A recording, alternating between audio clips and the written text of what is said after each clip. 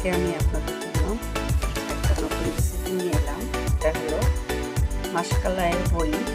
হ্যাঁ, এটা উত্তরবঙ্গের খুব ফেভারিট এবং পছন্দের একটা জিনিস। এটা ভর্তা, এটা মাছ দিয়ে রান্না করতে খুব মজা। হ্যাঁ, সুস্বাদু। আমি আজকে এটা রুই মাছ দিয়ে রান্না করব, তার সাথে বেগুন আর আলু দিব। তো এখান থেকে আমি 4টা বড়ি নিয়েছি। বড়িগুলো হালকা ভেজে নিব। আমি যে ফ্রাই প্যানে মাছ ভেজেছি সেই ফ্রাই প্যানে এবং সেই তেলটা দিয়েই বড়িটা ভেজে নিচ্ছি।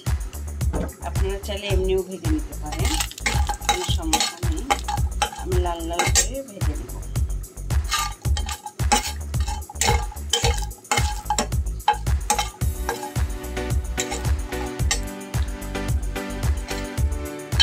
বড়িগুলা লাল লাল হয়ে গেছে, আমি একটু তুলে নিব। তুলে যেহেতু ফ্রাই প্যানটাতে মাছ ভেজেছিলাম এই জন্য লাল হয়ে আছে। এখন আমি এটাতেই রান্না করব বেগুনটা, মাছের তরকারিটা। এখন দিব কিছু তেল দিয়ে দিলাম মাছটা রান্না করার জন্য। পেঁয়াজ দিয়ে দিলাম, 2 টেবিল চামচ। একটু লাল কালার হলে বাকি মশলা দিব।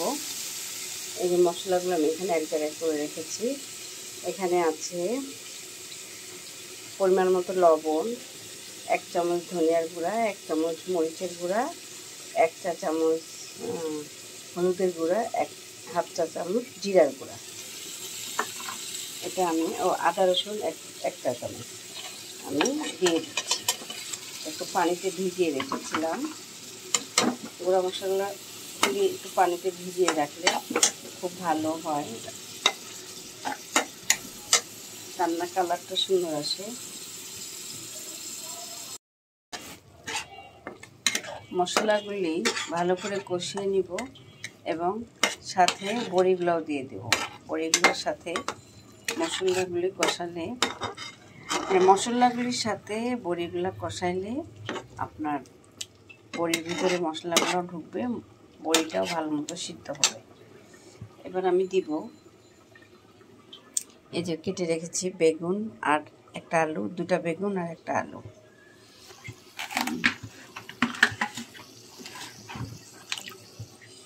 এগুলি দিয়ে দিব।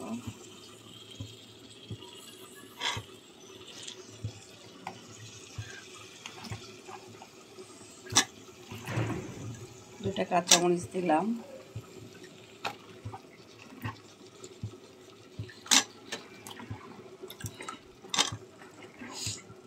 এই আলু আর বেগুনটা ভালো করে কষায়ে সামান্য ঝোল দিব, তারপরে ভাজা মাছগুলি ঢেলে দিব।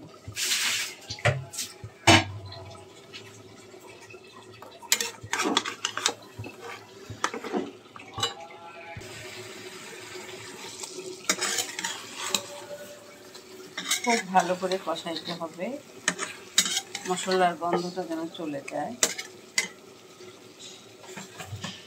আর এদিকে আমি এই মাছগুলো ভেজে রেখেছিলাম।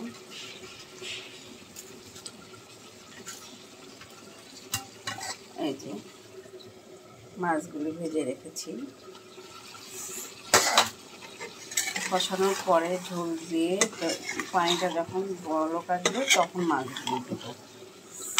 এখন আমি এইভাবে কষায় সামান্য পানি দিব।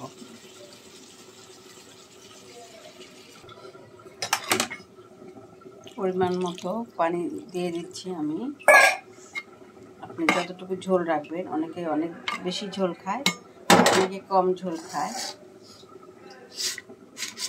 সেটা আপনাদের ইচ্ছা মতো আপনারা ঝোলটা দিবেন। আমি যেমন ঝোলটা দিয়েছি, বেগুনটার বড়িটা সিদ্ধ হইতে একটু পানি লাগবে। মাছটা দিলাম।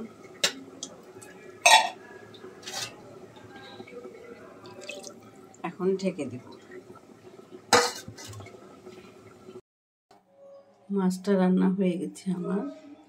এই যে দেখুন, এইরকম মাখা মাখা ঝোল, বেশিও না কমও না, এইরকম থাকবে।